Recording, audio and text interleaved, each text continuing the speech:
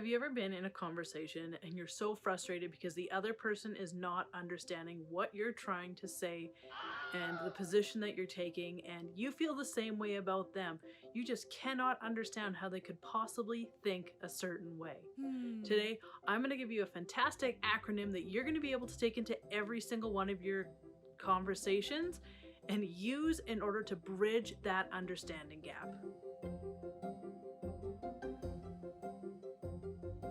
Hi, my name is Crystal Brown, and I'm a mediator with Korero Solutions, a channel dedicated to helping you become the leader that you deserve to be. Today, I'm going to give you the different words that you need in order to have the conversations that can actually take place at a much deeper level. This is going to allow you to gain understanding as to why a person thinks the way they do, and also help you to discover why you are holding a certain position that you are, and get what you need from that conversation or out of your conflict conversation. This acronym is something that I was privileged enough to learn early on during my mediation training. I think that you need this, so I'm going to share it with you right now. The acronym is CHEAPBFVN, and some places it's CHEAPBFVs, and other places some of the words mean different things, but I'm going to break down exactly what each of these letters mean. C, this is what their concerns are. So go in and ask them what concerns they have, what concerns are being addressed by this. H, what are their hopes? What are their wishes? What are their goals? What do they ultimately want to attain? E, what are their expectations? And this is a huge one. This one causes so much conflict because people's expectations, when they are not met, seem to come out in a conflict conversation. So ask what their expectations were, and you will gain quite an insight into what they actually wanted to happen.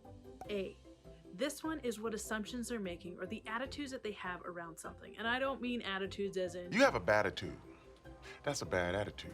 This is about their positions within it. So what is their attitude towards a certain topic? I prefer to use assumptions with the A. What assumptions are they making about you? Are they making about the outcome? Are they making about the way that things should have went, could have went, the facts even? Assumptions are things that we are assuming about a person, a topic, or a situation. P, what are their priorities? So out of all of this, what was their priority? What was their number one thing that they were trying to accomplish?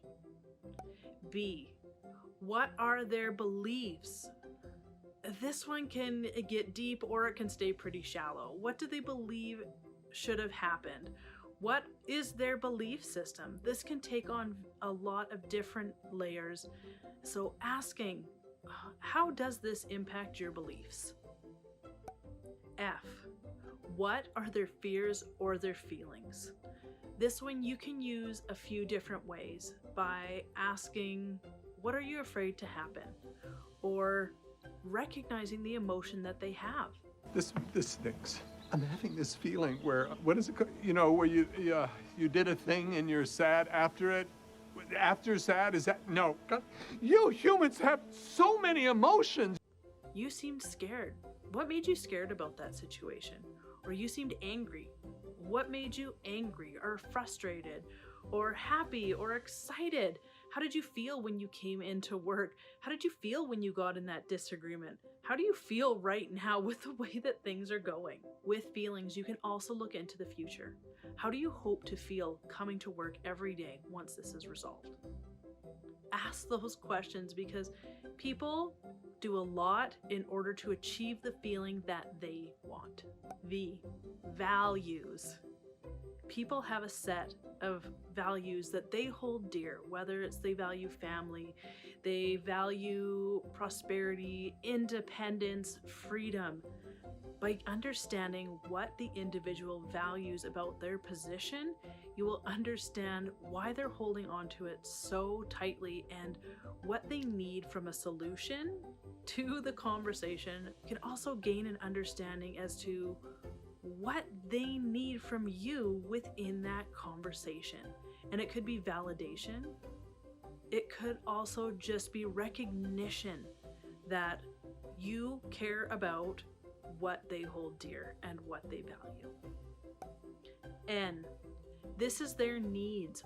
This one is sometimes used and sometimes not used in this acronym, but I really like it because it's a very non-confrontational word that can get a lot of information out.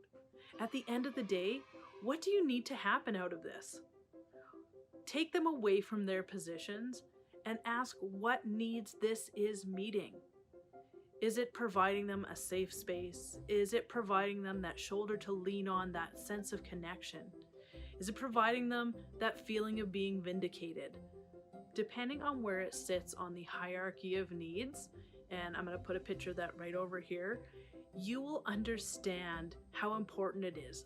The closer to the base of the pyramid somebody's needs are, the harder they're going to fight for something, because if they lose one of those base needs, one of those base necessities, it's going to cause a serious risk, even if that is just a perceived risk.